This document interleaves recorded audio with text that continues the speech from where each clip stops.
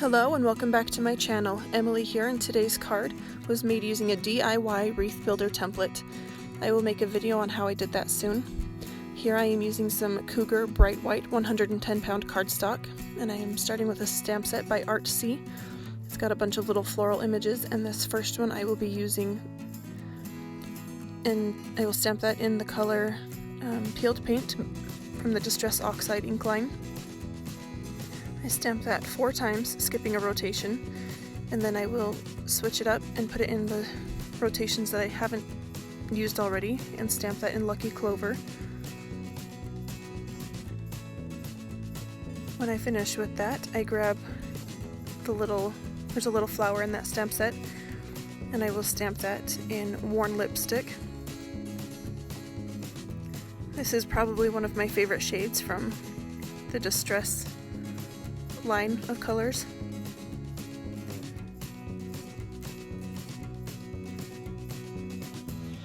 When I have finished with that, I use a trio of flowers from this Echo Park Mr. and Mrs. stamp set, and I will stamp that in Seedless Preserves Distress Oxide ink.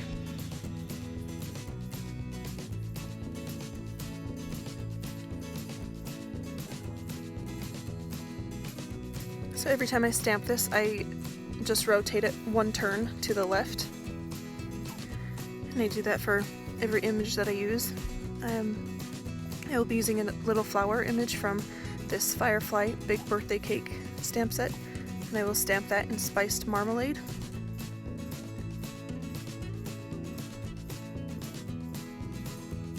And I used some purple tape to secure that template into my stamp positioning tool so that it would make it easier to stamp the wreath without needing to readjust that every time. Here's a little sprig from that last stamp set that I will stamp in peacock feathers.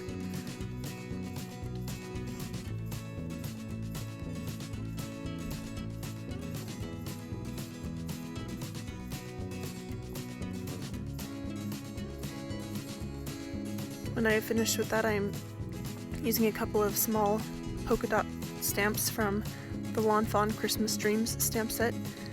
I'm placing one on the outside of the wreath and one on the inside of those pink flowers. I felt like I wanted to have some yellow in this wreath, so I am using fossilized amber.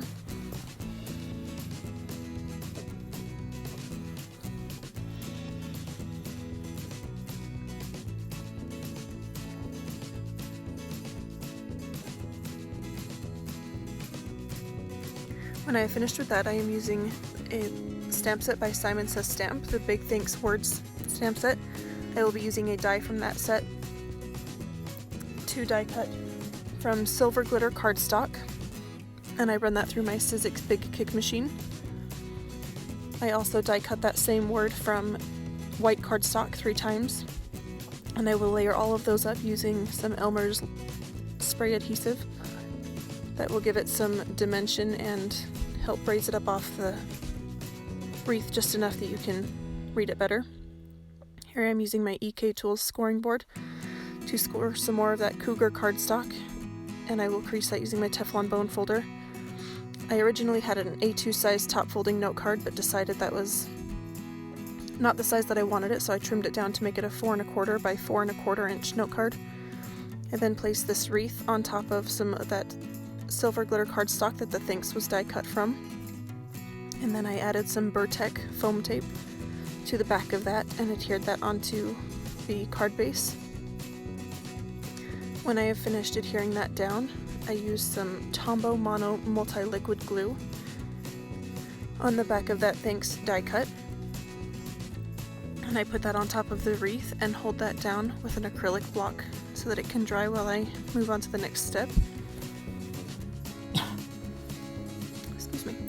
I then use the sentiment from that same Thanks stamp set, this saying "This card is full of," and I will stamp that in Hero Arts Soft Granite ink. I stamped that 3 times because it's such a light color.